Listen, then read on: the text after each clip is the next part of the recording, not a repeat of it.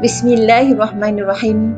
Assalamualaikum warahmatullahi wabarakatuh dan salam sejahtera. Bersyukur kita kehadrat Ilahi dengan limpah kurnianya dapat kita bersama-sama pada hari ini, hari yang indah bagi webinar Memacu Kejayaan Bersama Ekonomi SPM 2021 Seri 1. Saya Puan Nur Azimah binti Hassan daripada SMK Mengkuang, Bukit Bertajam. Salam perkenalan daripada saya, Puan Nur Azimah. Baik, untuk seterusnya saya ingin memperkenalkan diri saya. Salam perkenalan.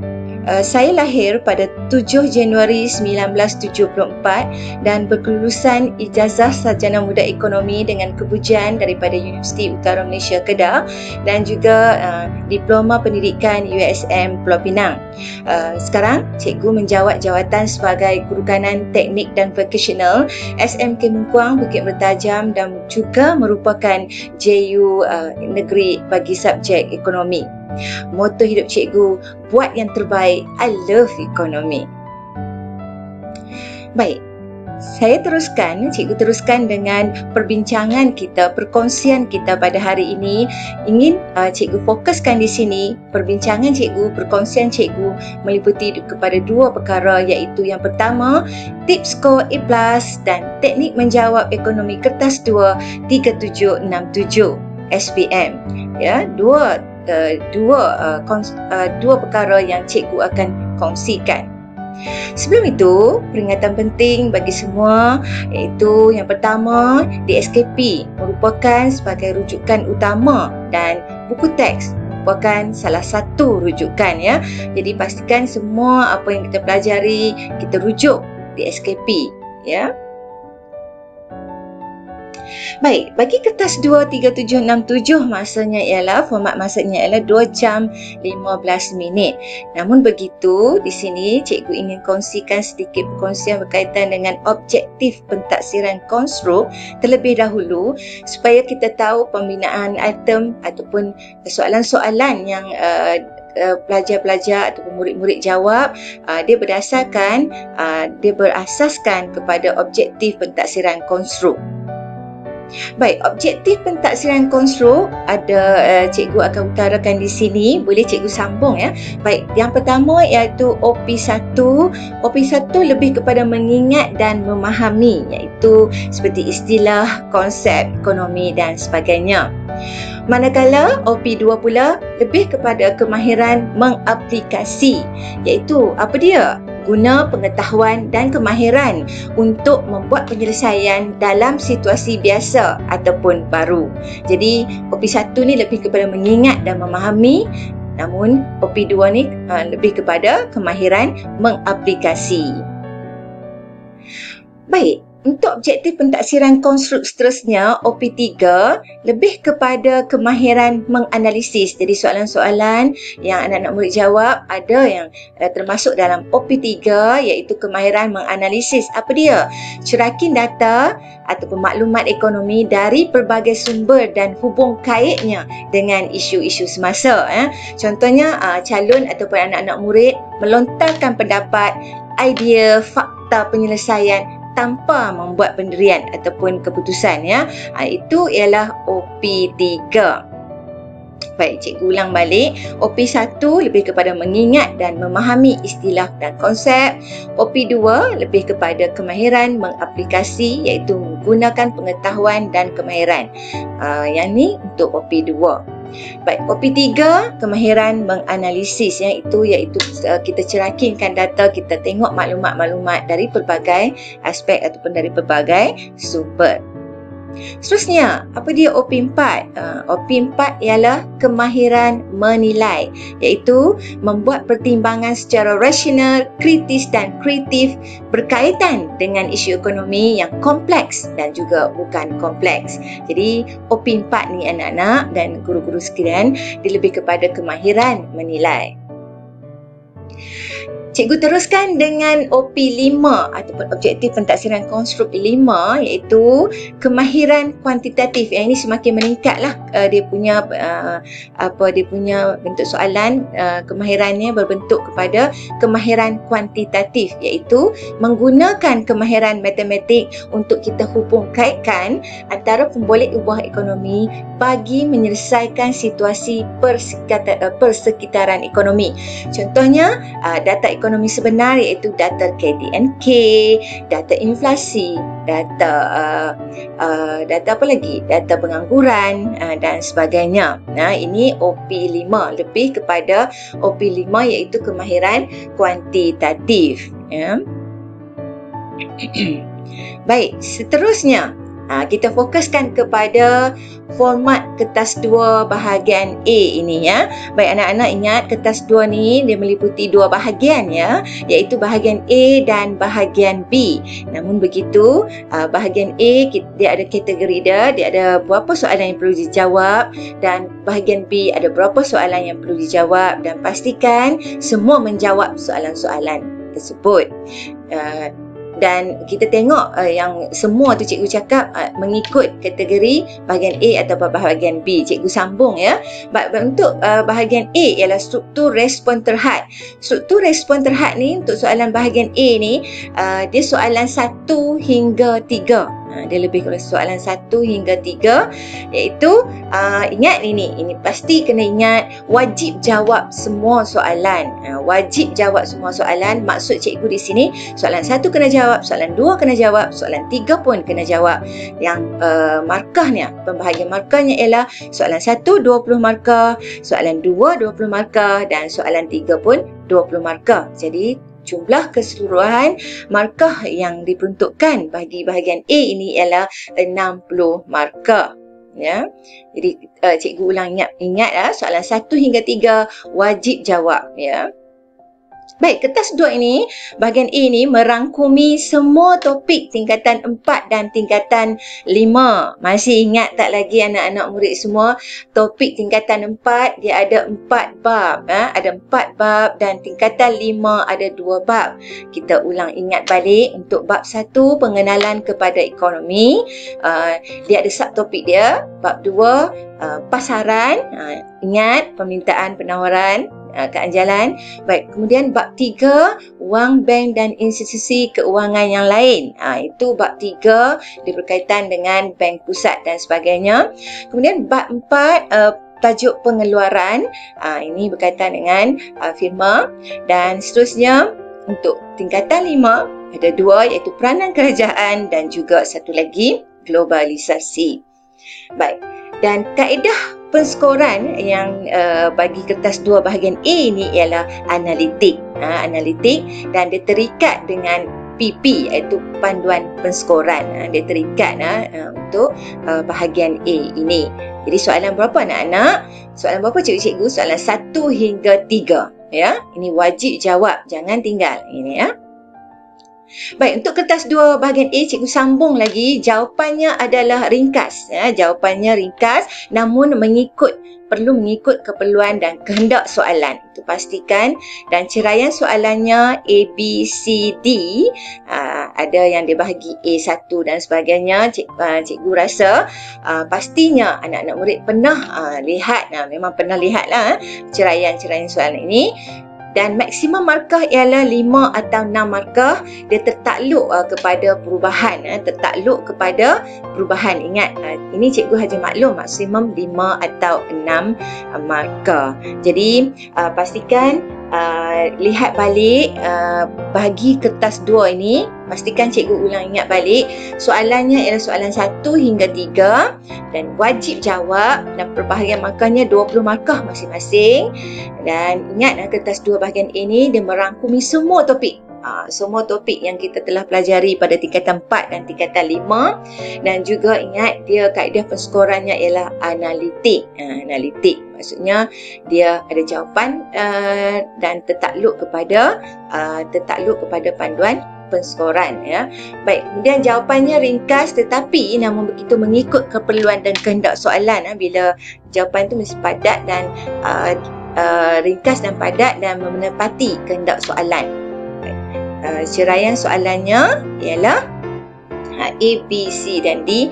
Markah maksimum, ingat lagi sekali, 5 atau 6 markah. Pastikan anak-anak murid ingat kertas 2 bahagian A ni ada merangkumi 3 soalan. Ya. Cikgu selalu mengingatkan sebab kadang-kadang kamu ingat kena pilih, bukan. Untuk bahagian A ni, kamu kena wajib jawab semua soalan. Baik, kita teruskan dengan perbincangan perkongsian kita pada hari ini, iaitu berkaitan dengan kertas 2. Namun begitu, cikgu teruskan dengan kertas 2 bahagian B. Tadi cikgu dah bincangkan kertas 2 bahagian A. Ingat balik, iaitu soalan 1 hingga 3 wajib dijawab. Ya. Jadi ini pula kertas 2 bahagian B, iaitu kertas 2 bahagian B ni struktur dia respon terbuka. Struktur respon terbuka. Jadi soalannya meliputi soalan 4 hingga 7. Soalan 4 hingga 7 ni, namun begitu, yang bahagian B ni, kamu pilih 2 sahaja. Pilih berapa anak-anak dan anak-anak sekalian? Pilih berapa? Pilih 2 sahaja. Baik, jadi untuk pembahagian markah soalan 4 hingga 7 ini, soalan 4 20 markah, soalan 5 20 markah, soalan 6 20 markah dan soalan 7 20 markah. Namun begitu, cikgu ingatkan lagi sekali, pilih 2 sahaja. Jadi kalau anak murid pilih 2, contohnya soalan 4 dan 5, jadi markah keseluruhannya ialah untuk bahagian B iaitu 40 markah. Jadi kena ingatlah untuk kertas 2 ni adalah kertas 2 bahagian B ni adalah strukturnya struktur respon terbuka. Tadi kalau kita lihat pada kertas 2 bahagian A, dia struktur respon terhad. Ya. Baik, sekali lagi cikgu selalu ingatkan juga soalan ini untuk bahagian B ni kamu pilih 2 sahaja. Jadi pilihlah mana-mana soalan yang kamu rasa kamu boleh jawab dan kamu boleh tulis jawapan yang banyaklah, yang baik. Ya. Baik, untuk kertas 2 bahagian B ni. Ya. Baik, untuk seterusnya kertas 2 bahagian B ni, dia cikgu ulang lagi sekali merupakan respon terbuka. Respon terbuka dan juga dia terdapat di sini terdapat soalan berbentuk analitik. Terdapat soalan berbentuk analitik. Sama juga macam soalan kertas 2 bahagian A tadi. Ya. Dan juga terdapat soalan berbentuk rubrik. Namun begitu, cikgu masih nak ingatkan di sini, perkongsian cikgu pada hari ini ialah berkaitan dengan teknik menjawab dan juga tips untuk cemerlang. Namun begitu, bagi bahagian B ini yang berbentuk soalan berbentuk rubrik ini akan diperjelaskan, akan dibincangkan bersama rakan-rakan JU saya yang lain untuk sesi webinar yang seterusnya. Jadi tunggu nanti kita akan buat satu sesi InsyaAllah kita akan buat untuk perbincangan lebih mendalam berkaitan dengan soalan berbentuk rubrik. Sebab soalan berbentuk rubrik ni dia memakan masa yang agak lebih baik lah, lebih detail lah, lebih bagus. Dia ada masa dia sendiri. Ya. Baik, sebab perbincangannya sangat detail, sangat panjang sikit. Baik. Berkaitan dengan kawalan masa, selalu anak-anak murid saya, cikgu pasti juga anak-anak murid yang berada pada hari ini bersama-sama dengan cikgu, selalu cakap, cikgu tak cukup masa kan? Cikgu-cikgu, anak murid kita selalu bagi tahu, cikgu tak cukup masa, saya jawab tak habis. Itu isu-isu yang selalu kita dengar. Kenapa? Kenapa berlaku keadaan seperti ini? Kerana disebabkan oleh kawalan masa. Namun begitu, cikgu ingatkan lagi sekali, kawalan masa ni adalah cadangan dan sebagai panduan. Jadi guru-guru bolehlah membantu anak-anak murid kita untuk mengawal masa dengan baik. Ya.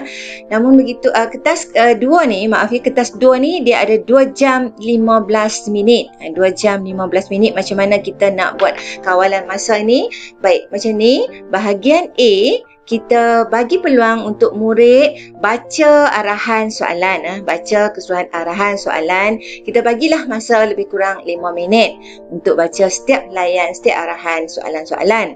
Kemudian setiap soalan, kita ingat bahagian A ni dia ada 3 soalan. Jadi peruntukan masanya ialah lebih kurang 1 soalan 20 minit. Berapa? 1 soalan 20 minit.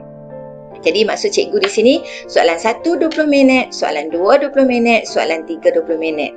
Dah berapa dah masa? 1 jam ya, 1 jam anak-anak. Jadi kat situ kita dah dapat 1 jam 5 minit untuk yang bahagian ini yang cikgu bagi tahu.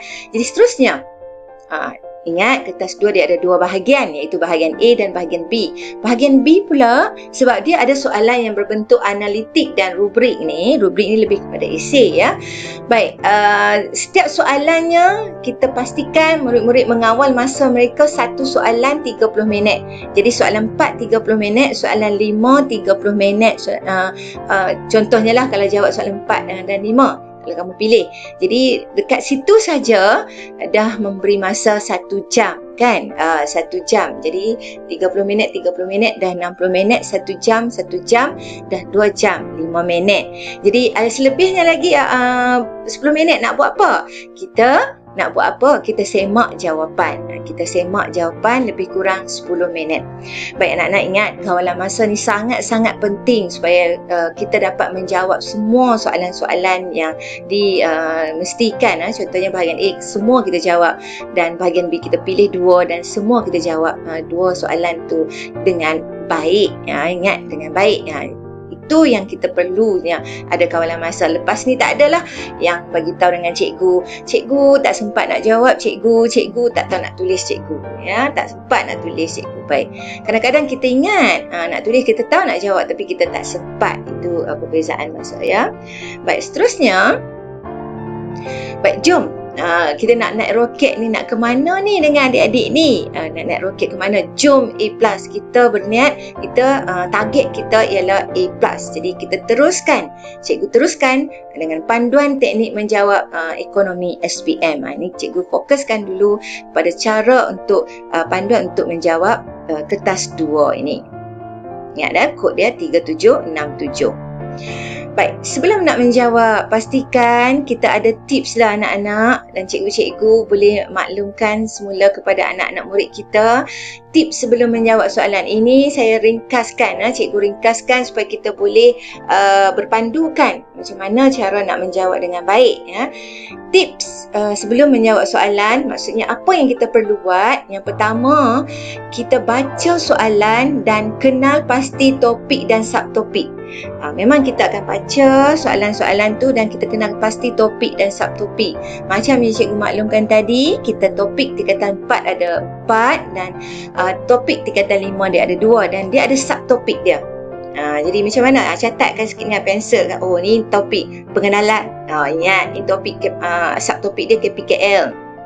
Kekurangan pilihan kos lepas. Macam tu. Baik, yang kedua, kenal pasti stimulus yang perlu untuk dikaitkan dengan jawapan. Ini stimulus ni berada kat mana anak-anak? Berada pada soalan yang di mana dia ada kadang-kadang dialog, dia ada keratan akhbar, dia ada pernyataan dan sebagainya. Jadi dekat sini kamu kenal pasti stimulus ni sebab kamu nak kaitkan. Contohnya kalau dibincang berkaitan, stimulus tu berkaitan dengan ikan. Jadi kamu nanti kaitkan jawapan kamu dengan ikan.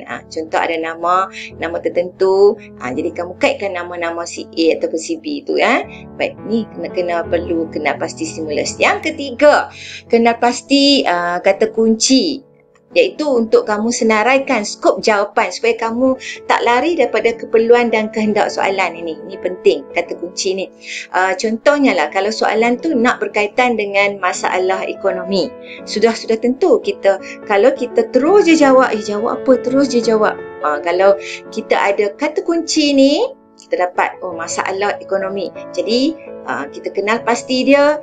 Jadi jawapan ni yang kita rasa topik tadi tu, ini berkaitan dengan KPKL, kekurangan pilihan kos lepas. Jadi dapat.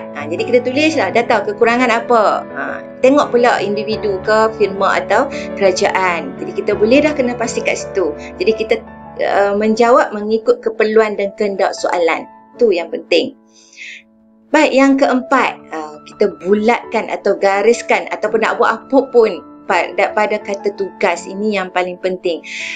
Cikgu akan maklumkan sebentar lagi kata tugas, namun begitu mungkin cikgu-cikgu kamu pun dah beritahu, dah maklumkan kepada kamu kata tugas. Contohnya macam jelaskan. Biasa kan tengok soalan dia tulis jelaskan, huraikan, bincangkan, lagi hitung dan sebagainya. Itu adalah kata-kata tugas, dan beri kata tugas ni penting untuk kita nak kaitkan tengok dengan markah berapa perlu kita bagi untuk keperluan dan kehendak soalan ni. Jadi cikgu-cikgu yang berada di negeri Pulau Pinang ni sudah tentu mendapat bekalan ringkasan kata tugas dalam grup Telegram. Kita boleh dapatkan situ kalau cikgu-cikgu tak dapat lagi, dan cikgu-cikgu boleh gunakan ini sebagai panduan kepada anak-anak murid kita, ya cikgu. Dan anak-anak murid kalau tak tahu, tanya cikgu kamu, sebab tadi pun cikgu dah maklum, dan sebentar lagi kita akan tengok cikgu bagi contoh lah sedikit berkaitan dengan kata tugas, kata kunci dan sebagainya. Baik, dan di sini juga di ruangan chatting cikgu amat alu-alukan tulis apa saja cadangan, tips-tips sebelum menjawab soalan. Mungkin cikgu bagi ini tak lengkap, jadi guru-guru lain boleh tulis, boleh tambah dan boleh berkongsi sama-sama. Kita kongsi, kita tak rugi, ya. Jadi kita kongsi supaya pelajar ataupun murid-murid kita ni menjawab mengikut kehendak soalan yang diperlukan. Baik, anak-anak murid dan rakan-rakan guru yang saya hormati sekalian, jom kita A+. Adakah anda semua sudah bersedia?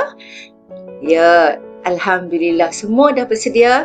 Kita lihat seterusnya apa yang seperti yang cikgu maklum sebentar tadi. Cikgu akan bincangkan teknik menjawab kertas 2. Cikgu akan bincangkan bagaimana kita dah ada tips tadi dan kita nak gunakan balik untuk menjawab soalan kertas 2 bahagian A dan bahagian B ni, ya. Baik, adakah anda semua sudah bersedia? Baik, kita teruskan.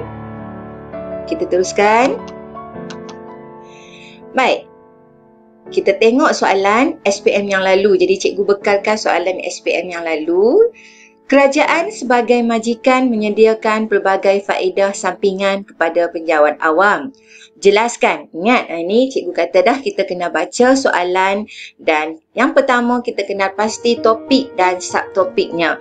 Jika soalan ini kita mesti ingat, topiknya ialah kerajaan menyediakan sebagai majikan kerajaan. Jadi kita ingat bab 3 dia ada peranan kerajaan, kan? Dekat sini kita dapat dah, kat sini kita dapat topik dan subtopiknya. Seterusnya cikgu kata stimulus. Stimulus kita tengok dia tak ada, jadi kita terus kepada kata kuncinya. Kata kuncinya iaitu yang cikgu warnakan biru ni, faedah sampingan kepada penjawat awam. Jadi faedah sampingan kepada penjawat awam, jelaskan. Ini kata tugas. Ini kata tugas, jelaskan. Cikgu warnakan dengan warna merah. Jadi nak jawab berapa poin ni? Tengok markah. Kalau jelaskan, cikgu nak maklum dekat murid-murid di sini bahawa jelaskan kita bagi huraian. Jelaskan kita bagi huraian. Huraian faedah sampingan. Jadi dia nak berapa? Kita bagi, kalau maksimumnya 4 markah, tapi kita boleh bagi 5 supaya kita boleh mencapai kehendak markah maksimum tu 4 markah. Ya? Jadi jelaskan iaitu kata kunci, kata tugas, dan jelaskan kita bagi huraian. Huraian ataupun fakta, tapi dekat sini kes dia kita bagi huraian. Baik. Apa kata? Kita tengok contoh jawapan bagi soalan ini. Baik, contoh cadangan jawapan bagi soalan ini. Dia nak tadi kata kunci faedah sampingan kepada penjawat awam. Jadi ada pelbagai faedah sampingan kepada penjawat awam, anak-anak sekalian. Yang pertama, elang perumahan. Yang kedua, imbuhan tetap khidmat awam. Yang ketiga, cuti tahunan mengikut kelayakan. Semua ni dapat poin lah. Dapat poin. Dapat markah. Dapat markah 1. Jadi cuti tahunan mengikut kelayakan, kemudahan pinjaman perumahan, kenaikan gaji tahunan, ganjaran pencen selepas bersara. Ini poin lagi. Cuti bersalin ataupun cuti haji ataupun cuti umrah. mencarum KWSP, peluang kenaikan pangkat, peluang menyambung pelajaran, allowance sara hidup ataupun KOLA, rawatan perubatan. Ini juga merupakan faedah sampingan kepada penjawat-penjawat awam. Seterusnya pelindungan insurans, pelindungan insurans juga diberi kepada penjawat-penjawat awam, ya. Jadi ini adalah antara faedah-faedah sampingan yang penjawat awam dapat. Jadi lebih kurang 1 markah, 1 poin, faedah-faedah sampingan ini. Baik, seterusnya kita lihat seterusnya perbincangan soalan yang seterusnya untuk soalan 3 ni selalunya berada di mana? Kertas 2, bahagian mana? Bahagian A yang wajib dijawab oleh murid-murid semua, iaitu huraikan jenis-jenis perbelanjaan kerajaan. Yang pertama, kita nak kenal pasti topik. Kalau perlulah kita, sebab kita nak ambil poin tu untuk kita menjawab. Jenis-jenis perbelanjaan kerajaan. Ini adalah topik dia, kan. Topik dia kalau kita ingat dalam bab tingkatan 5 lah, kan. Peranan kerajaan, kan, dekat sini. Jadi kata kuncinya ialah jenis-jenis perbelanjaan kerajaan dan kata tugasnya ialah huraikan. Bila kamu dah dapat dah jenis-jenis perbelanjaan, boleh dapat dah. Oh, ini jawapan dia PM ni. PM. PM tu apa kita tengok nanti, ya. Baik. Huraikan. Baik, untuk anak-anak panduan kepada anak-anak murid semua, kalau huraikan, anak-anak murid bagi fakta, huraian dan contoh. Jadi dia nak 6 markah. Jadi 3 lah, lebih kurang 3 fakta. 3 fakta. Dia 2 fakta, 2 huraian dan 2 contoh. Minta maaf. Baik, kita tengok cara jawab contoh jawapan. Baik, contoh jawapan kita lihat di sini. Fakta 1 ialah perbelanjaan pembangunan. Ini fakta 1. Sebab kita nak dapat 6 markah, kan. Jadi kalau huraikan, cikgu kata kena ada fakta dan huraian. Jadi fakta, huraian, contoh dah dapat 3 markah. Fakta lagi, huraian, contoh dapat lagi 3 markah. Huraian 1, meningkatkan modal fizikal, tidak berulang, jangka panjang, perbelanjaan modal. Kita bagi contohnya ialah bina hospital. Ini untuk perbelanjaan pembangunan. Ni P ni. P. Perbelanjaan pembangunan. Seterusnya, perbelanjaan mengurus. Perbelanjaan mengurus bagi fakta yang kedua, M, ya, M. Baik. Iaitu apa dia perbelanjaan mengurus ni? H2 ni melicinkan jentera pentadbiran, perbelanjaan berulang dan semasa. Ini dapat 1 poin dekat perbelanjaan mengurus, 1 poin. Dekat perbelanjaan ni pun 1 poin. Jadi contoh emolumen ataupun contoh-contoh mana yang relevan yang terdapat dalam buku teks, ya. Ini adalah contoh ataupun cadangan jawapan bagi soalan huraikan jenis-jenis perbelanjaan kerajaan. Baik, harap faham, ya. Cikgu ulang balik. Kalau huraikan ni ada fakta dan ada huraian dan contoh, ya. Fakta, huraian, contoh maksudnya 2 fakta, 2 huraian dan 2 contoh. Baik, untuk contoh soalan kertas 2 bahagian A lagi, cikgu bagi lagi contoh, bagi lagi supaya kita boleh mantapkan lagi, kita boleh kemaskan lagi, ya. Iaitu soalan dia, kita baca dulu soalan. Situasi berikut berkaitan dengan faktor penularan. Siva dan Firdaus merupakan 2 sahabat karib. Siva seorang pelajar pintar yang sering memperoleh anugerah cemerlang daripada dekan fakulti, manakala Firdaus berprestasi sederhana tetapi mempunyai minat mendalam untuk menceburkan diri dalam perniagaan. Selepas 4 tahun tamat pengajian di universiti, Firdaus berjaya menubuhkan syarikat kejuruteraan bina alam di Melaka.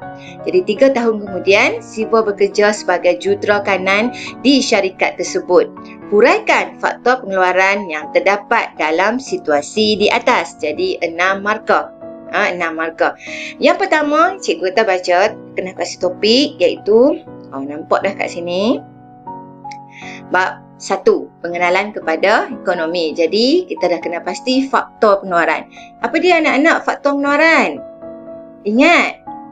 Bagus. Iaitu buruh, modal, tanah, usahawan. Ataupun cikgu selalu bagi ringkasan ini dekat anak murid supaya ingat buta modal.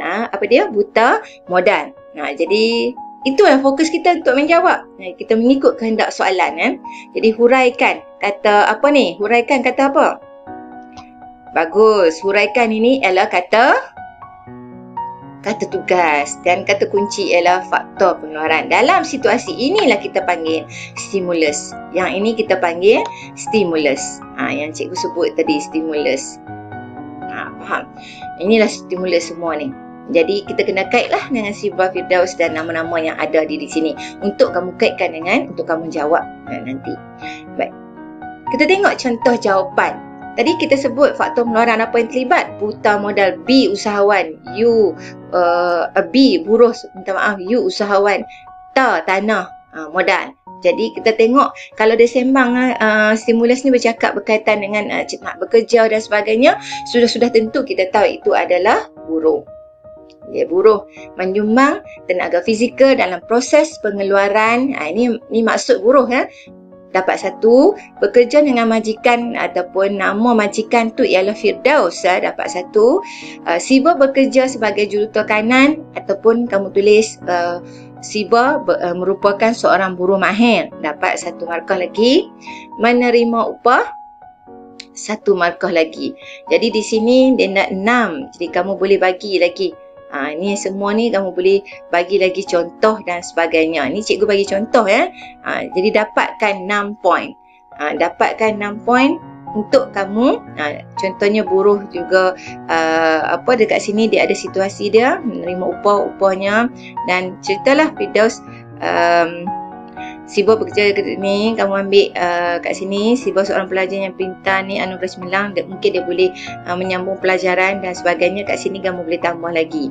Namun begitu, tips dia ialah ingat anak-anak, sentiasa cuba guna semula maklumat yang terdapat dalam stimulus atau cerita. Jadi cikgu bagi peluang untuk anak-anak menambah lagi dekat ruangan chatting tersebut. Apa lagi kita boleh hurai berkaitan dengan buruh.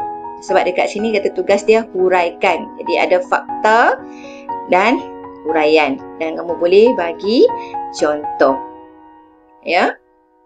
Kat sini. Jadi tips dia sentiasa cuba guna semula maklumat yang terdapat dalam stimulus atau cerita. Sebab tu kita guna Firdaus, kita guna Siva dan sebagainya. Baik, seterusnya kita akan bincangkan soalan kebat, iaitu soalan yang kemahiran berfikir aras tinggi anak-anak. Ni apa kebat ni? Kemahiran berfikir aras tinggi. Jadi cikgu bagi satu contoh soalan yang aras kebat ini ya. Ini pun adalah perkongsian daripada rakan-rakan cikgu saya yang lain. Jadi saya ucapkan terima kasih di atas perkongsian ini. Kemudian cikgu akan baca soalan, iaitu maklumat berikut menunjukkan perubahan ciri suatu jenis barangan. Dia tunjuk barangan apa ni? Ini logo kan? Iaitu Jabatan Perkhidmatan Pos awal tahun 1800 hingga 1991 dan seterusnya. Pos Malaysia Berhad.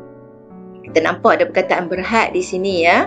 Anak-anak, ada perkataan berhad di sini 1992 hingga kini. Jadi ini sumber dapat daripada sumber astroawani.com. Jadi soalannya kita nak baca, jelaskan kelebihan perubahan ciri barangan tersebut kepada 1. Pengguna, 3 markah, 2. Kerajaan. Baik, ni apa ni? Kalau kita tengok nak berfikir, kita berfikir ni apa ni? Rupanya ini lebih kepada dasar penswastaan atau swasta kan. Jadi kita tengok dia nak apa? Kata tugasnya ialah jelaskan. Kata tugasnya ialah jelaskan. Tadi cikgu sudah maklum dekat anak-anak murid semua, dekat cikgu-cikgu juga, jelaskan ini adalah huraian sahaja. Kita bagi huraian. Jadi kalau nak 3 markah, lebih kurang 3 atau 4 huraian macam tu. Baik, kelebihan perubahan ciri barangan. Ini adalah kata kunci untuk supaya kita menjawab mengikut kehendak soalan. Dan cikgu maklum tadi dia berkaitan dengan penswastaan. Jadi kita tengok untuk kelebihan dia. kelebihan dia kepada pengguna dan kelebihan dia kepada kerajaan.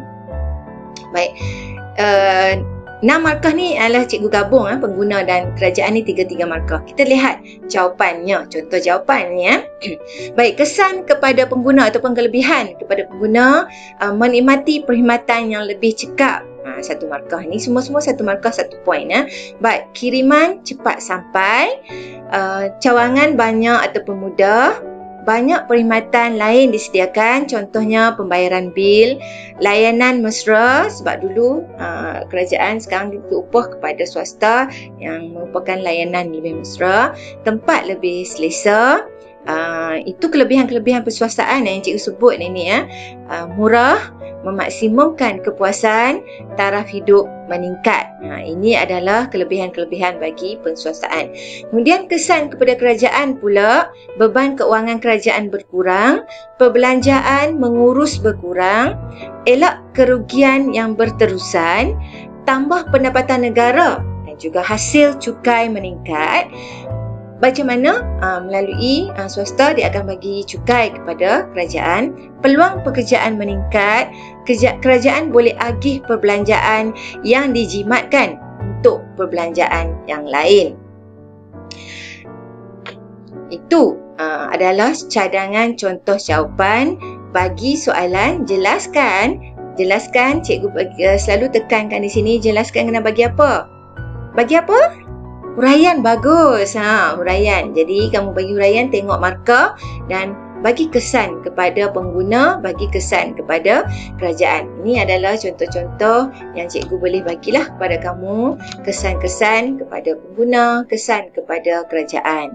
Jadi kalau anak-anak tak dapat boleh inilah, kalau ataupun anak-anak cikgu-cikgu ada cadangan contoh jawapan yang lain, boleh kongsikan di sini ya. Baik, seterusnya cikgu nak bincangkan lagi.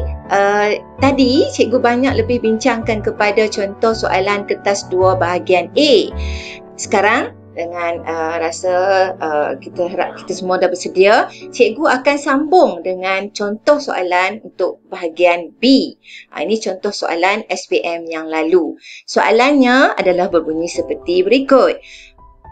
Maklumat berikut berkaitan dengan satu sistem ekonomi.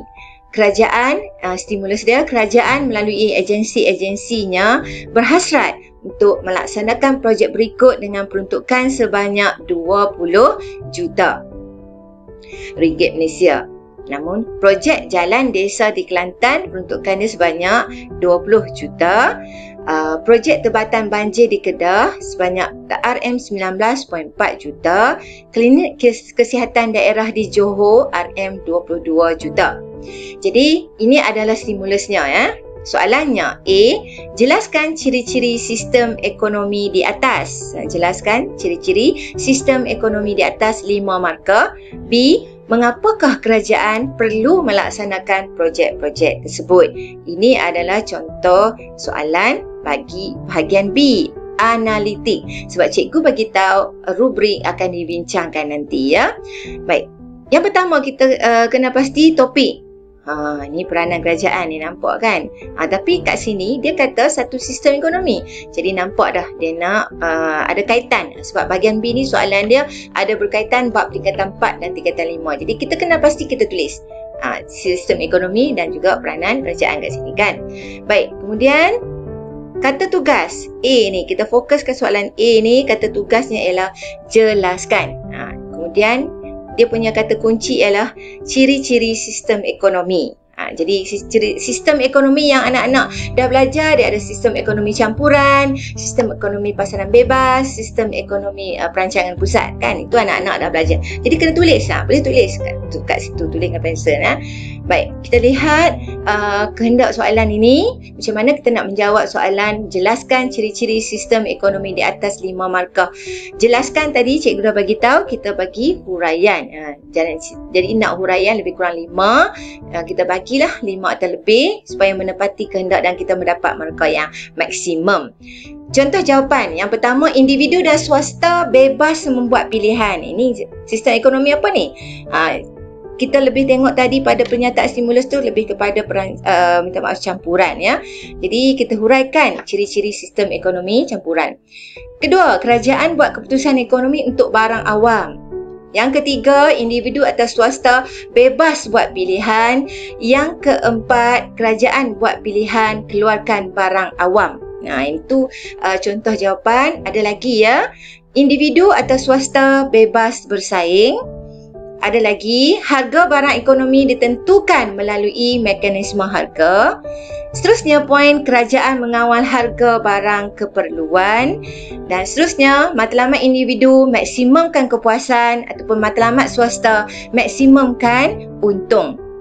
Dan matlamat kerajaan ni memaksimumkan kebajikan rakyat. Jadi cikgu ulang balik, boleh tengok jawapan yang contoh jawapan ciri-ciri sistem ekonomi ni. Jadi dekat sini ada 5 poin, dekat sini ada 4 poin. Ini ciri-ciri sistem ekonomi. Jadi bila anak-anak tengok ini, oh saya dah dapat 5 markah maksimum yang diperuntukkan. Jadi kita menjawab mengikut kehendak soalan. Ini yang penting ya. Ini soalan SPM yang lalu cikgu ambil. Baik, jadi anak-anak tengok balik apa yang perlu kita buat. Kita ulang balik sikit. Ya, untuk bahagian B ni, cikgu ulang ingat balik bahawa dalam bahagian B ni, dia ada soalan respon terbuka dan soalannya ialah berbentuk analitik dan juga berbentuk rubrik. Jadi, cikgu maklum kat sini analitik. Baik, satulah tips anak-anak murid sudah tentu tahu rubrik. Macam mana kita nak kena pasti itu soalan berbentuk rubrik. Anak-anak tengok untuk pembagian, mungkin kadang-kadang dia ada ABC dan sebagainya kan. Anak-anak tengok yang mana markah lebih tinggi. Itu adalah rubrik. Jadi anak-anak cikgu nak anak-anak murid pastikan menjawab mengikut kehendak soalan, jangan menjawab bukan mengikut kehendak soalan. Jadi analitik ni satu markah, satu huraian kamu bagi, satu fakta kamu bagi, kamu dapat satu markah. Boleh ya? Harap-harap semua dapat bersama lagi dengan cikgu pada waktu dan ketika ini. Dapat bersama-sama lagi dengan cikgu. Kita ulang tengok balik jawapan supaya takut ada yang tertinggal tadi kan. Dan kalau cikgu-cikgu lain ada jawapan yang lain, boleh utarakan di ruangan chatting nanti ya. Jadi lihat jawapan-jawapan ini. Dan pastikan anak-anak murid bagi mengikut kehendak. Ulang kali cikgu ulang. Kenapa? Supaya kita mendapat markah yang banyak, markah yang tinggi dan markah yang maksimum. Jadi pastikan. Jadi kita akan sambung sebentar lagi dengan contoh-contoh yang lain lagi dan perbincangan-perbincangan yang menarik, yang lebih menarik lagi nanti. Dan tunggu di sesi yang kedua nanti, slot yang cikgu yang kedua nanti, cikgu akan bincangkan tips-tips untuk cemerlang bagi anak-anak murid semua ya. Baik, bagi kertas 2 bahagian B, tadi kita baru tengok contoh jawapan bagi part A ya. Jadi sekarang kita tengok contoh jawapan bagi part B pula.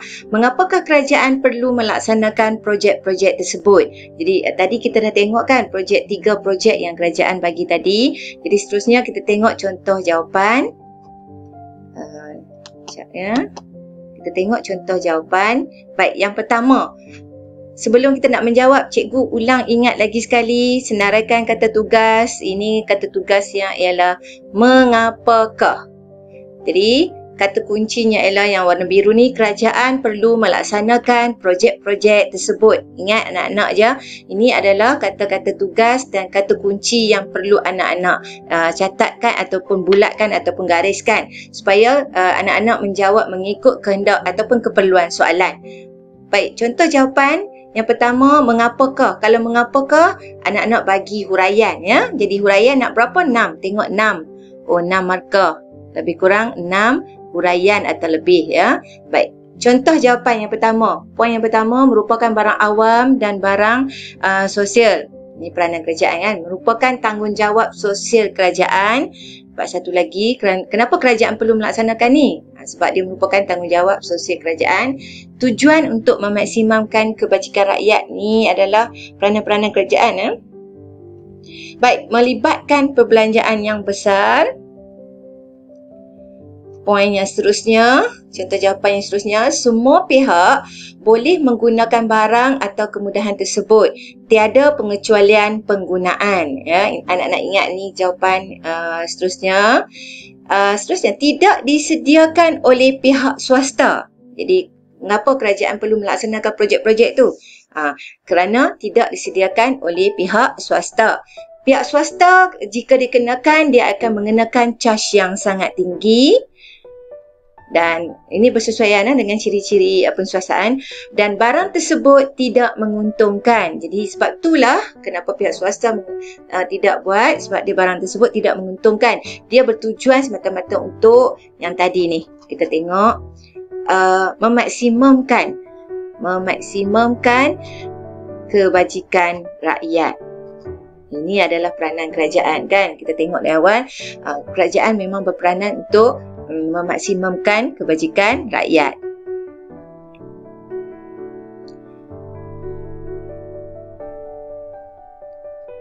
Baik, cikgu ulang balik jawapan supaya anak-anak boleh catatkan dan mungkin ada cikgu-cikgu yang ada carangan jawapan yang lain. Boleh jika boleh diterima selari dengan dia terhad dengan panduan perskoran yang diberi. Ya. Baik. Setakat itu cikgu bincangkan berkaitan dengan teknik menjawab untuk kertas 2 bahagian A. Cikgu dah bagi contoh soalan tadi, ada kata tugas, ada kata kunci, dan untuk mengetahui lebih lanjut berkaitan dengan kata kunci ni, sila rujuk dengan cikgu kamu masing-masing ya. Baik, seterusnya jom A+. Adakah anda sudah bersedia? Seterusnya tips untuk kamu skor A. Tips untuk kamu skor A untuk berjaya. Baik, di sini ada yang tertunggu-tunggu ke? Baik, namun begitu ini adalah hasil perkongsian cikgu ya. Tak semestinya ada lagi tips-tips yang lain. Jadi kalau ada guru-guru di sini yang mengajar lebih lama dan berpengalaman, mungkin ada perkara yang boleh dikongsi di sini. Jom sama-sama kita kongsi dan tulis di ruangan chatting supaya semua anak murid kita mendapat maklumat, mendapat faedah dan mendapat perkongsian bersama. Semoga dengan perkongsian kita bersama-sama pada hari ini ya, dapat memberi manfaat yang terbesar buat anak-anak murid kita ya. Baik. Tips membantu murid untuk skor A.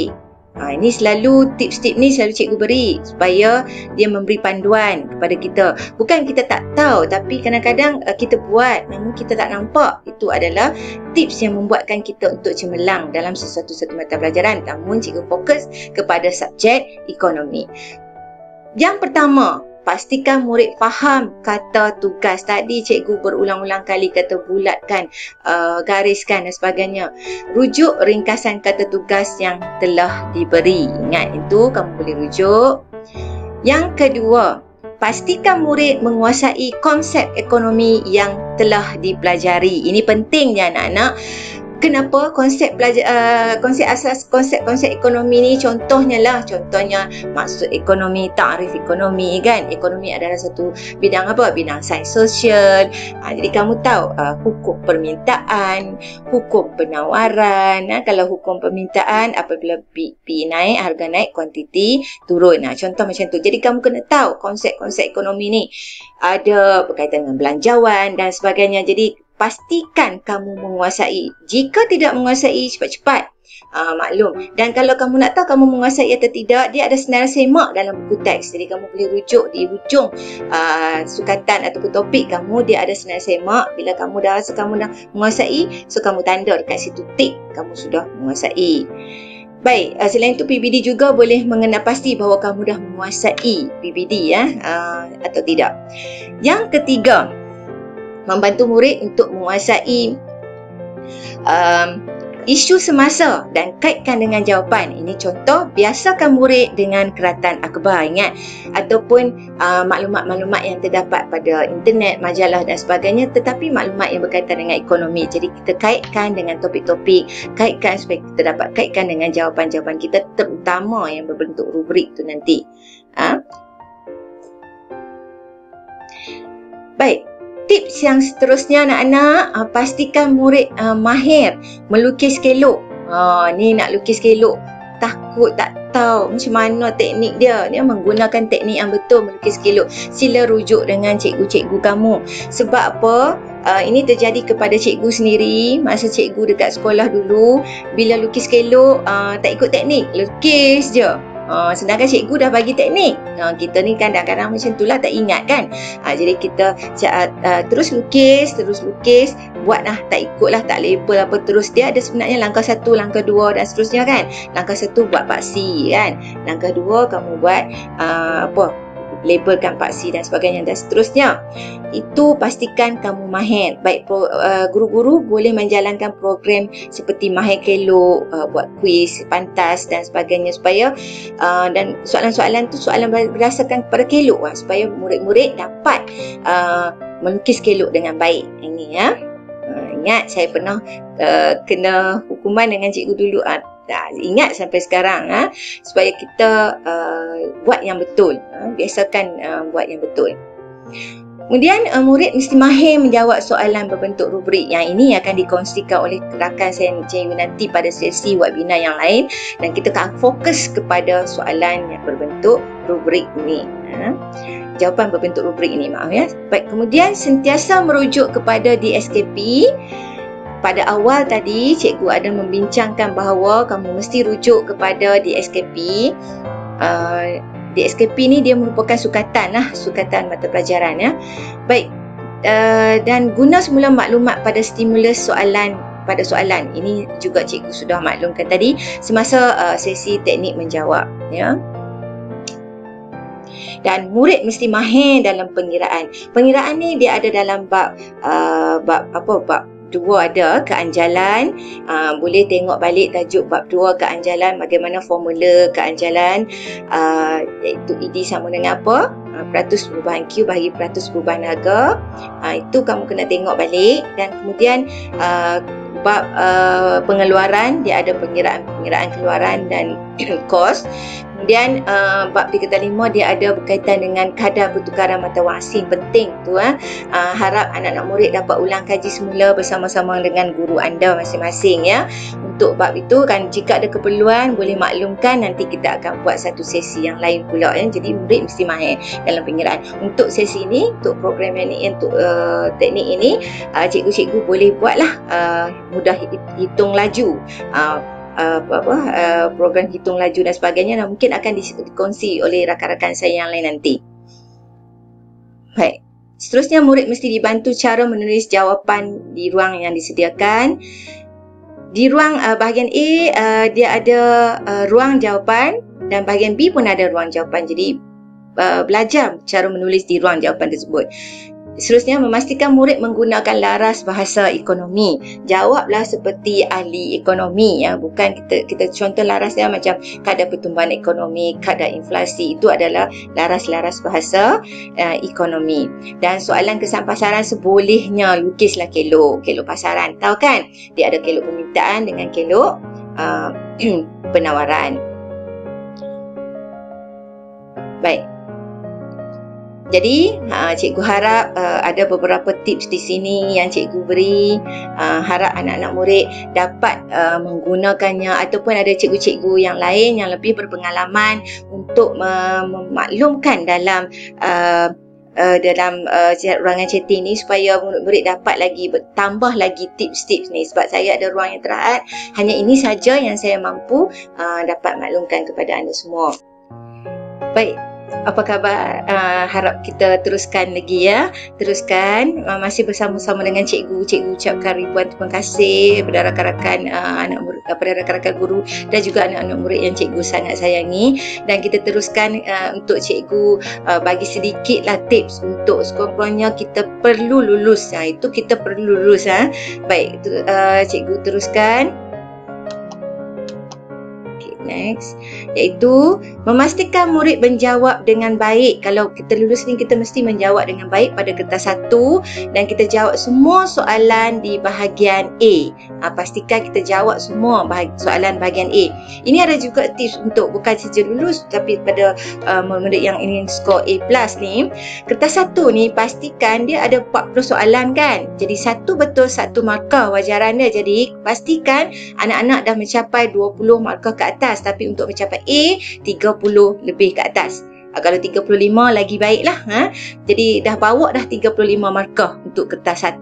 Sebab tu cikgu kata kertas 1 juga sangat penting di sini. Dan juga kita jawab semua soalan. Jangan tinggal tempat kosong. Pastikan jawab semua soalan bahagian B, bahagian A, dan pastikan ada juga cuba menjawab soalan bahagian B, ya. Jangan tinggal tempat kosong. Baik, pastikan murid ada kemahiran asas untuk melukis kelok. Yang tu yang paling penting. Cikgu tolong tengok, anak-anak murid tolong tengok diri sendiri. Kalau tak mahir, silalah berjumpa dengan cikgu-cikgu anda. Sila rujuk dan mahirkan diri, seperti melukis kelok-kelok pasaran, melukis kelok berkaitan dengan tarikh kota dan tarikh kota untuk perdagangan antarabangsa. Minta maaf cikgu. Dan cuba lukis berulang-ulang kali. Ini adalah pengalaman cikgu yang lalu. Ada anak murid cikgu, dia sering membantu rakan-rakannya sampai cikgu panggil dia pakai kelok. Selalu membantu rakan-rakannya untuk menerangkan dan melukis kelok. Seterusnya buat penerangan pada kelok, dan pastikan bila kelok dilukis buat penerangan. Baik, dekat penerangan, bila dilukis dan dia buat penerangan, satu hari bila peperiksaan SPM sebenar, nampaknya banyak kelok yang dia boleh jawab dengan dapat markah yang tinggi. Jadi ini satu kelebihan. Jadi kita boleh bersama-sama dengan rakan-rakan yang mana mahir berkaitan dengan kelok, tolong bantu kawan-kawan yang agak kurang mahir. Jadi kita saling tolong-menolong. Jadi cikgu-cikgu tolong pastikan perkara-perkara ni, ya. Dan seterusnya, cikgu-cikgu berilah bimbingan peribadi jika perlu. Anak-anak murid yang ada masalah, sila hubungi cikgu-cikgu anda. Sebab bimbingan peribadi ni sangat perlu, bukan saja untuk lulus tetapi untuk mencapai skor, terutamanya A+. Jika kena pasti apa kelemahan dalam diri, apa yang tak boleh dikuasai lagi, cepat-cepat bagi tahu dekat cikgu. Kalau kamu rasa kamu takut, malu dan sebagainya, boleh buat dalam bentuk tulis ke dan sebagainya, catatan, maklumkan kepada guru-guru. Dan cikgu sangat-sangat berharap supaya apa yang cikgu kongsikan hari ini dapat memberi sedikit info, sedikit maklumat apa tindakan yang kita buat ni. Walaupun kita dah sampai ke tak lama lagi kita akan menjawab soalan SPM, ya. Ini ada sedikit perkongsian amalan terbaik yang cikgu akan kongsi dan apa yang dah cikgu buat, dan juga apa rakan-rakan cikgu dah buat, cikgu dah tengok kan. Jadi sedikit perkongsian. Pastikan murid tidak ketinggalan ataupun tercicir semasa PDPR, selain bersemuka dan sebagainya. Pastikan tidak tercicir. Jika tercicir, cepat-cepatlah kamu cari balik cikgu-cikgu kamu. Cepat-cepatlah kamu boleh rujuk. Banyak dalam aplikasi YouTube sekarang ni, video-video teknik menjawab sangat banyak. Jadi kamu boleh rujuk video-video tersebut supaya kamu tidak ketinggalan ataupun tercicir. Baik, antara program intervensi yang boleh dijalankan seperti mahir kelok, tadi yang cikgu dah maklum, hashtag kasih sayang, mudah hitung dan lain-lain. Itu program-program yang saya dah buat. Tentu tertanya-tanya, semua orang tertanya-tanya hashtag kasih sayang ni. Hashtag kasih sayang ni saya buat program, antara programnya ialah bimbingan peribadi, klinik dan sebagainya, dan juga bimbingan rakan sebaya. Maksud di sini rakan-rakan yang mahir dalam pelbagai yang menguasai pelbagai bentuk soalan dan sebagainya akan membantu rakan-rakan yang lain. Yang tu yang kita buat konsep hashtag kasih sayang. Dia kena ada. Pesanan buat guru, jangan lupa beri bimbingan kepada murid-murid yang tercicir. Yang seterusnya, pastikan semua ada target masing-masing. Tak kiralah guru ataupun anak murid, kamu mesti ada target, ada harapan untuk dapat grade yang terbaik bagi mata pelajaran ekonomi ini. Ingat, ekonomi, ingat kita tak kenal maka tak cinta. So kita kena cinta dengan dia. Jadi baru kita ada target, dan pastikan kamu mencapai target kamu tu. Tulislah besar-besar dekat tempat yang kamu selalu tengok kan. Itu target kita. Seterusnya, sentiasa berbincang dengan anak murid dan sentiasa dekati hati mereka, beli jiwa mereka. Anak-anak murid pun sentiasalah rapat dengan cikgu. Jika ada masalah, cepat-cepat hubungi cikgu. Tapi ingat, minta kebenaran lah kan.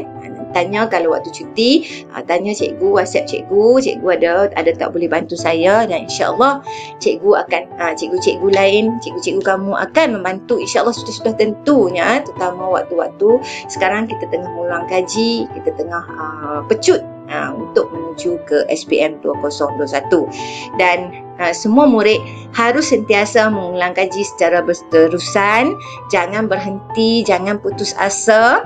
Study smart, atur strategi, atur segala-galanya, buat yang terbaik, itu yang sangat-sangat perlu, ya. Dan perkongsian seterusnya, cikgu nak kongsi di sini, pihak JU dan pihak unit Tibet JPNPP telah mengeluarkan modul nota ringkas tingkatan 4 dan 5 dan juga modul kertas 1 dan kertas 2 untuk latih tubi. Jadi pastikan dapat, mana cikgu yang berada di Pulau Pinang boleh dapat melalui grup Telegram, dan sudah tentu pun ada yang dapat, dan pastikan kita guna dengan sebaik mungkin. Itu adalah usaha yang dijalankan oleh unit Tibet. Kasih banyak-banyak, dan juga rakan-rakan JU semua, dan disediakan oleh Jurulatih Utama Negeri Pulau Pinang dan juga unit Tibet JPN Pulau Pinang. Baik, congratulations. Ini adalah satu contoh lah penghargaan yang cikgu beri kepada anak-anak murid, dan sudah tentu rakan-rakan guru yang berada pada ketika ini, anak-anak murid pun dah menerima penghargaan yang macam-macam. Jadi di ruang yang singkat ini, cikgu tunjuk contoh lah sikit. Sebenarnya banyak lagi penghargaan yang kita beri kepada anak-anak murid kita, supaya sentiasa bersemangat untuk mencapai kecemerlangan, ya. Jadi anak-anak murid teruskan berusaha, teruskan buat yang terbaik, ya. Ingat, kita buat untuk diri kita. Sebab tu cikgu tulis tahniah atas pencapaian cemerlang anda. Antaranya ni, yang ni kalau cikgu nak ulas, cikgu ada bagi buat frame lah. Cikgu buat frame, cikgu tulis nama dalam bentuk khot dan ucapan tahniah, terima kasih. Itu makna lah. Kalau cikgu dapat bagi cikgu lah, cikgu amat-amat hargainya lah, ya. Baik, I love ekonomi. Kenapa kamu nampak lambang ni? Tak kenal, maka tak cinta, maka tak sayang. Sebab tu kita kena kenal dulu, kita sayangkan dia, kita ikut dia, kita atur strategi, kita buat sebagainya, kita ulang kaji, kita latih tubi. Kita akan mencapai tahap kecemerlangan yang kita harapkan. Baik, itu yang cikgu kata, selalu cikgu terapkan pada anak murid cikgu. I love ekonomi, I love ekonomi. Ya. Baik, setakat ini saja perkongsian pada pagi hari ini. Perkongsian ini harapnya dapat membantu semua pihak, tak kiralah murid ataupun guru, dan bagi saya jika ada salah dan silap atas perkongsian ini diharap dimaafkan. Dan sebelum saya cikgu tinggalkan program webinar ni, ada sedikit pantun yang cikgu nak beri supaya anak-anak murid terus berjaya. Dan jangan lupa subjek ekonomi ni anda boleh buat yang terbaik, ya. Dan rakan-rakan guru dialu-alukan, ataupun anak-anak murid sendiri dialu-alukan untuk menulis apa di ruangan chatting tersebut, apa keperluan, apa tambahan-tambahan yang diutarakan oleh cikgu, dan harapan cikgu supaya anak-anak murid semua, cikgu-cikgu semua dapatlah sedikit semangat, motivasi dan juga teknik untuk menjawab kertas 2 bahagian A dan bahagian B ni untuk SPM 2021. Baik, cikgu tinggalkan dengan serangkap pantun. Tuai padi antara masak, esok jangan layu-layuan. Intai kami antara nampak, esok jangan rindu-rinduan. Itu sahaja pada perkongsian cikgu pada hari ini. Diharap semua dapat manfaat, dapat faedah di atas apa perkongsian kita pada hari ini. Sekali lagi, ya, sekalung penghargaan buat semua pihak pengarah dan unit Tibet unit TPH GPNPP, pada rakan-rakan JU atas segala perkongsian, segala sharing dengan saya, dan juga kepada semua yang hadir pada program webinar pada hari ini. Jika ada salah silap, harap dimaafkan. Itu sahaja. Sekian. Wabillahi taufiq wal hidayah. Wassalamualaikum warahmatullahi wabarakatuh. Semoga maju jaya. Selamat maju jaya.